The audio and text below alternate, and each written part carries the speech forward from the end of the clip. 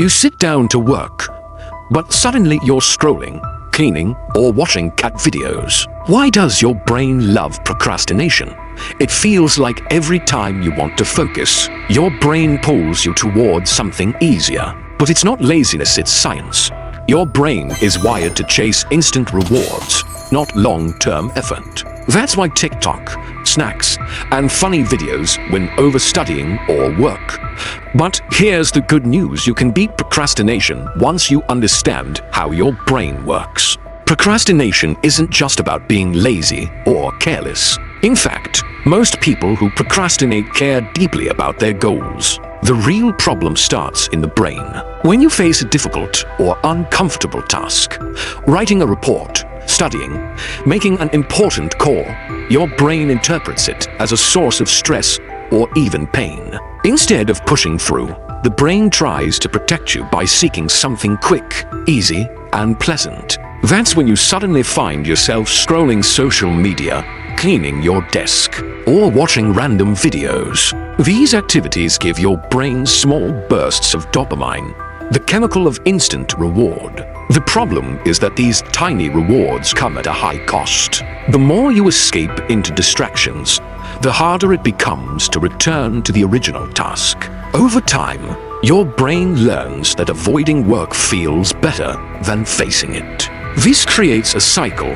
Pressure builds, you avoid it. Distractions give you relief, and guilt grows stronger. The guilt makes the task feel even bigger, and the monster of procrastination grows. This cycle doesn't only waste time, it damages confidence. Each unfinished task becomes a reminder that you didn't do what you planned. Slowly, procrastination can make you believe you're incapable, when in reality, it's just your brain's wiring looking for comfort. The real challenge is breaking this cycle before it breaks your momentum. Why do we keep falling into this trap, even when we know it hurts us?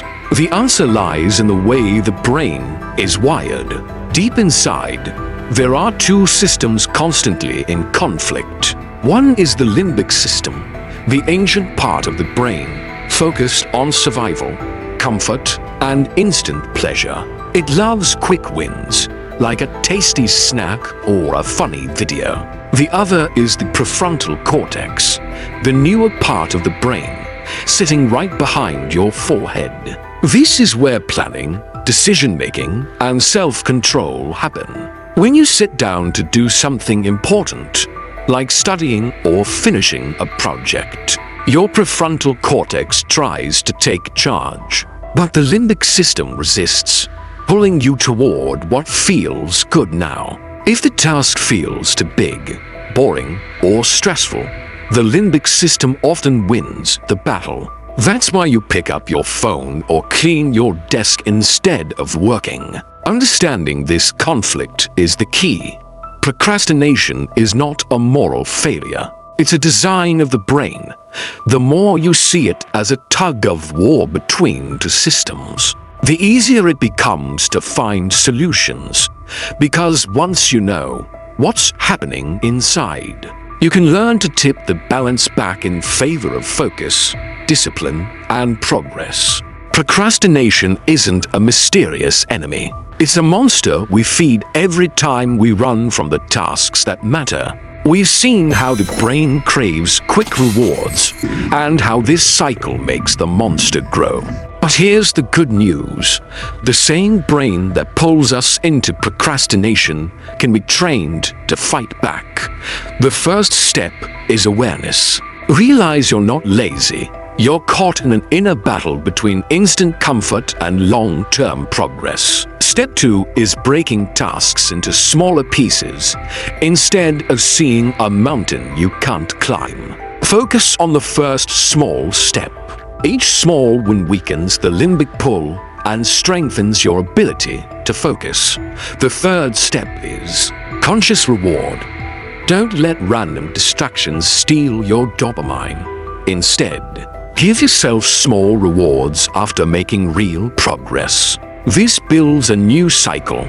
Work gives, achievement gives, reward gives confidence. Over time, the procrastination monster shrinks, and your sense of control grows. The conclusion is clear. Procrastination is not destiny. It's a habit.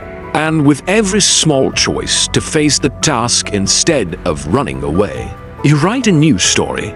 The story of a hero who faces his own mind and wins.